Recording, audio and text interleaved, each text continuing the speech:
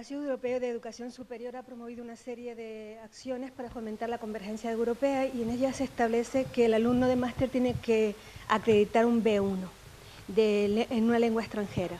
En principio, muchas titulaciones de Las Palmas deciden qué lengua extranjera es.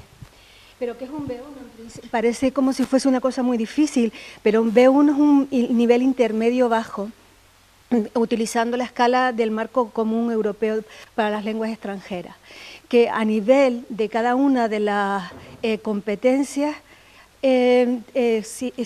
implica, pues a nivel de escuchar, que el alumno sea capaz de comprender las ideas principales en un discurso que es claro, normal, que trata asuntos cotidianos sobre el trabajo, la escuela, durante el ocio, que además comprende la idea principal de los programas de televisión y de radio, siempre y cuando la articulación sea lenta.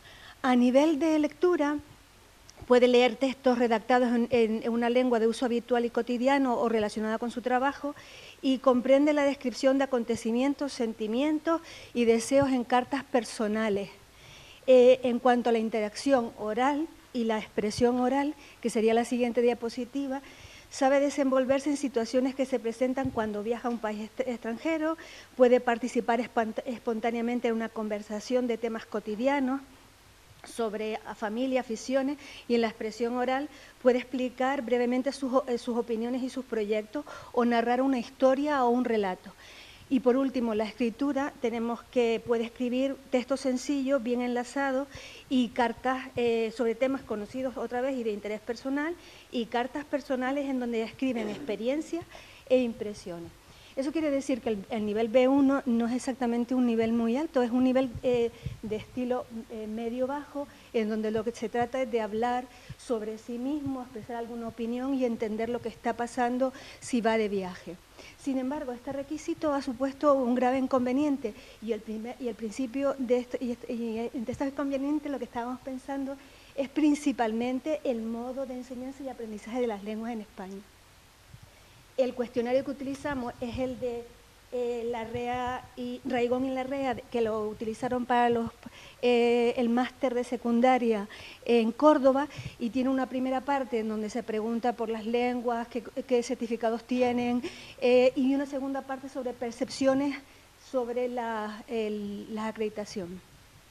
Estos son los datos sobre general de nuestros alumnos. La mayoría era de su lengua materna el español, 56% mujeres, y la procedencia, casi el 75% son de las Islas Canarias.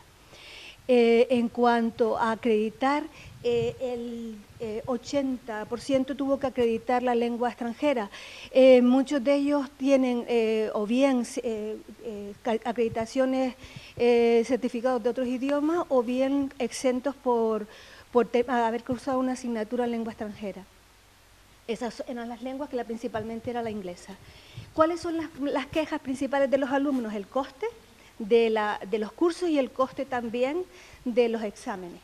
Es la queja principal de la mayoría de los máster, y para ellos supone una carga y un esfuerzo añadido. En cuanto a entienden que necesitan hablar una lengua extranjera, pero no entienden para qué se la piden y por qué ese requisito lingüístico en el máster. La mayoría piensa que las lenguas extranjeras son muy interesantes, que sirven para buscar información, para el futuro trabajo, pero no ven por qué el requisito. En cuanto a la información de la universidad, muchos consideran que no estaban bien informados con respecto al tema de la acreditación.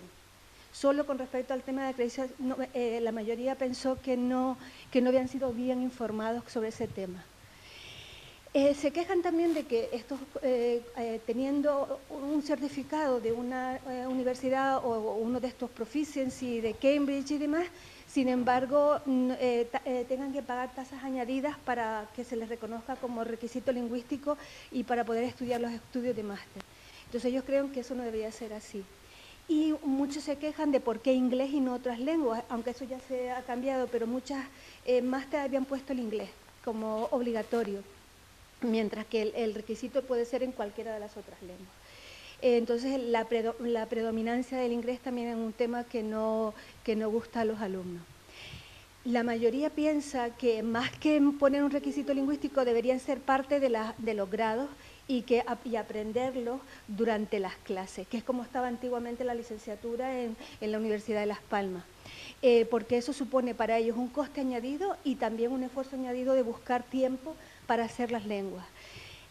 Cosas positivas, encontraron que, por supuesto, hablar una lengua es muy interesante también poder buscar información en otros idiomas, para lo que comentaba, para relaciones laborales, para relaciones personales, todo eso lo veían como muy interesante.